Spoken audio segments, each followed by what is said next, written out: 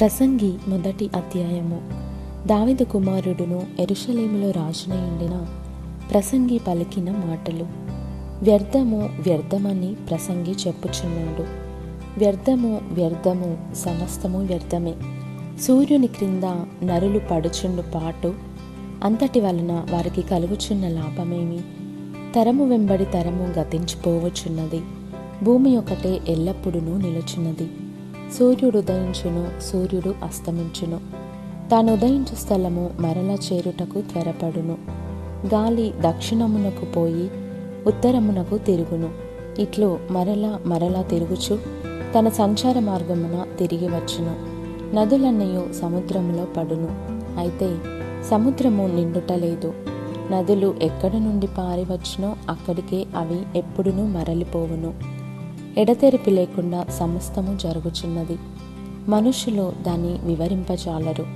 చూచుట చేత కన్ను తృప్తి పొందకున్నది, వినుట చేత చెవికి తృప్తి కలుగుటలేదు. మునుపు ఉండినదే ఇక ఉండబోవున్నది, మునుపు జరిగినదే ఇక జరగబోవున్నది. సూర్యుని క్రింద నూతనమైనదేదియూ లేదు. ఇది నూతనమైనదని ఒకదాని గూర్చి ఒకడు చెప్పును, అదియును మనకు ముందుండిన తరములలో ఉండినదే.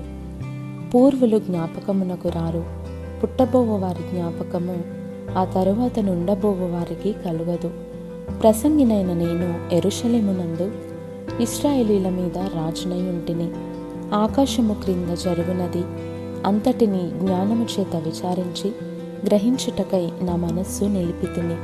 వారు దీని చేత అభ్యాసము నొందవలెనని దేవుడు మానవులకు ఏర్పాటు చేసిన ప్రయాసము బహు కఠినమైనది.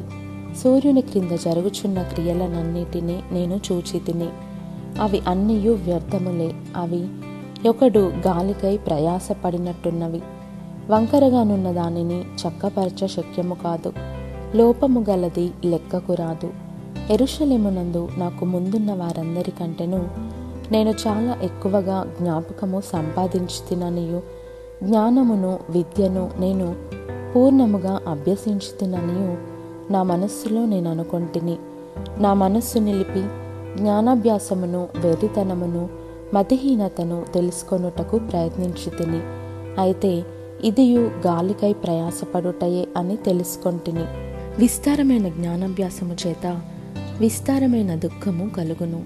అధిక విద్య సంపాదించిన వానికి అధిక శోకము కలుగును.